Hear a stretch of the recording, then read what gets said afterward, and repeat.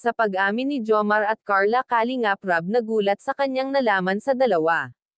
Bago ko ipagpatuloy ang maiksing reaction video na ito, hiling ko lang na patapusin ang panonood nito para malaman ang nilalaman nito, at kung bago ka pa lang sa munting channel na ito, paki-subscribe para lagi kang updated sa video ng mga Kalingap. At pakisuportahan natin ang ama ng Kalingap na si Val Santos Matubang, Ate Edna Vlog at si Kalingap Rab. Isang mapagpalang araw sa inyong lahat mga Kalingap, at shoutout nga pala sa patuloy na sumusuporta sa aking YouTube channel, lalong-lalo na sa mga viewers natin na walang sawang nanonood at sumusuporta. Salamat!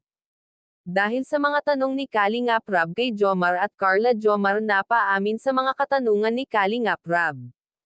Dito inamin ni Jomar na nagkikita sila ni Carla off-cam. Nang si Carla naman ang tanungin kung may chance ba si Jomar at kung ilang percent na si Jomar sa kanya, dito inamin ni Carla na malaki ang chance ni Jomar na sagutin ito ni Carla. Iyon nga lang ay kung kaya pa ni Jomar maghintay hanggang sa makatapos siya ng pag-aaral. Sa kabilang dako ay pag-usapan naman natin si Coach. Pinagseselosan pala ni Jomar si Coach dahil si Coach ay malaki ang gusto kay Carla. Dahil kung ating matatandaan, kinausap pa ni Coach si Dara na sana sa susunod daw na balik ni Dara sa pag-gym ay kumbinsihin nito si Carla na sumama dahil gusto daw niya itong makita. Kung sa bagay wala tayong magagawa kung magkagusto si Coach kay Carla, maganda naman kasi si Carla at mabait pa.